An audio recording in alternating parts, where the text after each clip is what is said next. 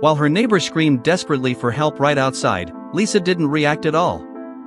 She was deaf and mute and completely unaware that just beyond her door, a masked maniac was butchering her neighbor. The woman's body slammed repeatedly against the door, but the thuds went unnoticed. Frustrated, the killer pounded on the glass, trying to get Lisa's attention. Still nothing. So he quietly slipped inside, creeping up behind her just as a video call from her friend popped up, interrupting the attack and saving her life. But the killer had already marked her as his next target, and on his way out, he stole her phone. Soon after, Lisa's own phone sent her a message, photos of her, taken just seconds ago. Horrified, she looked up to see the killer outside her window, grinning. She rushed to lock the door, but he cut the power, slashed her tires, and carved a message into the glass: she wasn't going anywhere.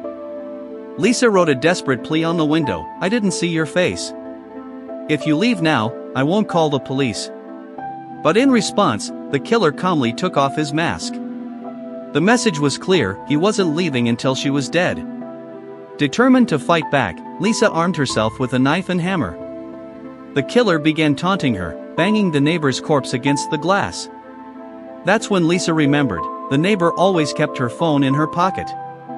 If she could get it, she might be able to call for help. She used her car keys to trigger the alarm and draw the killer away, then made a break for the body. But he caught her. The two struggled, and Lisa managed to land a brutal hit, buying herself time to escape to the rooftop. There, she used a flashlight to mislead him deeper into the woods.